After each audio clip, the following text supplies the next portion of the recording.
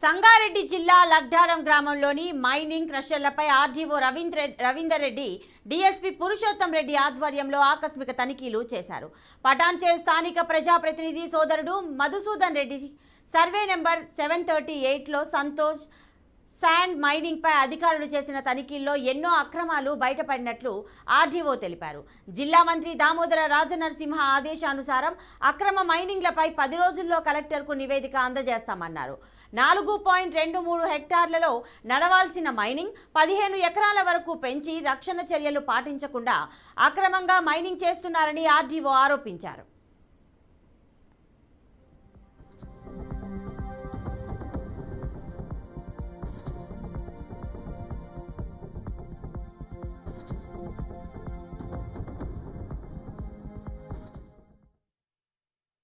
వాల్టా చట్టాన్ని తుంగలు తొక్కి అక్రమ మైనింగ్ నిర్వహిస్తున్నారు.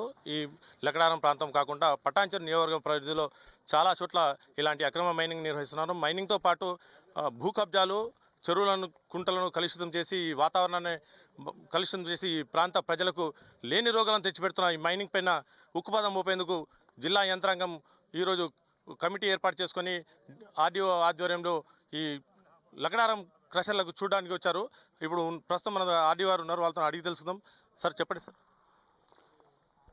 గౌరవ మంత్రివర్యులు శ్రీ దామోదర రాజనరసింహ గారి యొక్క ఆదేశానుసారం జిల్లా కలెక్టర్ గారు ఒక టాస్క్ ఫోర్స్ని ఏర్పాటు చేయడం జరిగింది. దానికి కన్వీనర్గా నేను ఆర్డీఓ సంగారెడ్డి గారు ఉంటున్నాను. అందులో సభ్యులుగా ఏసీపీ గారు, ఈ ఇరిగేషన్, ఈ పీసీబీ, డిప్యూటీ ఇన్స్పెక్టర్ సర్వేయర్స్, ఇతర డిపార్ట్మెంట్ వాళ్ళందరూ కూడా దీనిలో ఉన్నారు. ఈరోజు మొదటి సమావేశం ఏర్పాటు చేసుకున్నాం. అందులో భాగంగా ఒకసారి క్షేత్ర పర్యటన చేయాలనే ఉద్దేశంగా ఇక్కడికి రావడం జరిగింది. లక్కడారం గ్రామంలో ఇక్కడ సంతోష్ మైన్స్ అనే కంపెనీ ఆపరేషన్ చేస్తున్నది. చాలా అంశాలలో వయలేషన్ కనబడుతున్నది. ముఖ్యంగా సేఫ్టీ విషయంలో, లేబర్ సేఫ్టీ విషయంలో వీళ్ళు తీసుకున్నటువంటి ప్రికాషన్స్ శూన్యం. వెర్టికల్గా మైనింగ్ జరుగుతుంది. పెద్ద పెద్ద రాళ్ళు పైనుంచి కింద పడితే చనిపోతారు. ఎక్స్ప్లోజివ్స్ కూడా వాడుతున్నారు. యాక్చువల్గా ఎక్స్ప్లోజివ్ సంబంధించిన పర్మిషన్స్ ఇక్కడ లేవు. దానిలో అందరూ మైగ్రేటెడ్ లేబర్ ఒరిస్సా నుంచి, ఛత్తీస్గఢ్ నుంచి పనిచేస్తున్నారు. వాళ్ళకందరూ పర్మిషన్లు ఉన్నాయో కూడా తెలియదు. అది లేబర్ డిపార్ట్మెంట్ వాళ్ళతో అసర్టైన్ చేసుకుంటాం.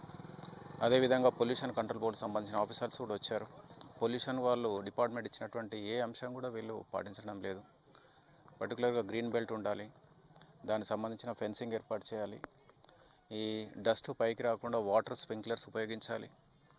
తర్వాత ఏది కూడా లేదు. ఇక్కడ అంతా ఇష్టారాజ్యంగా జరుగుతుంది. దీని మీద విచారణ చేస్తాం. అదేవిధంగా అన్ని అంశాలలో విచారణ చేసి కఠినమైన చర్యలు తీసుకుంటాం.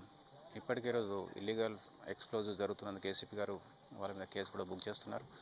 అదేవిధంగా అన్ని రకాలుగా మేము విచారణ చేసి గట్టి చర్య తీసుకొని ఇక్కడ ప్రజలు కూడా భరోసా ఇస్తున్నాం. చాలామంది ప్రజలు కూడా ఇక్కడ ధర్నాలు చేస్తున్నారు చాలా రోజుల నుంచి.